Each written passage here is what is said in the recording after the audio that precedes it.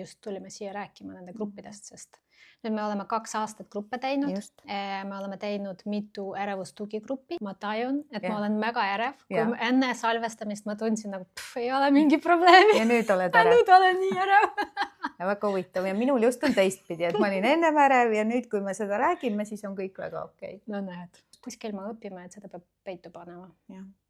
Et kuskil on ikkagi see hetk, kus ei ole turvaline.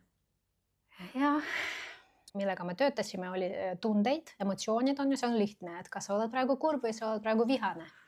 Või Jah, hakkad aga natuke- see on väga sul öeldud kuidagi huvitavalt lihtne, et ma mäletan, et see oli üks kõige raskemaid asju, mida me üldse tegime ja mis grupis oli. Ja see oli päris huvitav, kuidas tegelikult, kui hakkad oma ärevust jälgima ja peatud nii nagu, või siis nagu me oleme täna siin öelnud, et tood ennast ise kohale selles hetke, mis siis parasjagu on ja hakkad vaatama, et okei, et ma olen nüüd ärev ja mis selle taga on, et see on päris võõristav alguses vaadata, et mis on minu vajadus. Ja. Aga selleni, ütleme, ärevuse grupis läheb veel aega, et vajadusi hakata vaatama. Ja. Oleme hästi grupiteraapia lainel, nii et me ise oleme näinud, ma arvan, mina olen väga palju näinud, kui palju hästi see mulle on mõjunud ja seetõttu praegu meie soov on ikkagi nende gruppidega edasi tegeleda.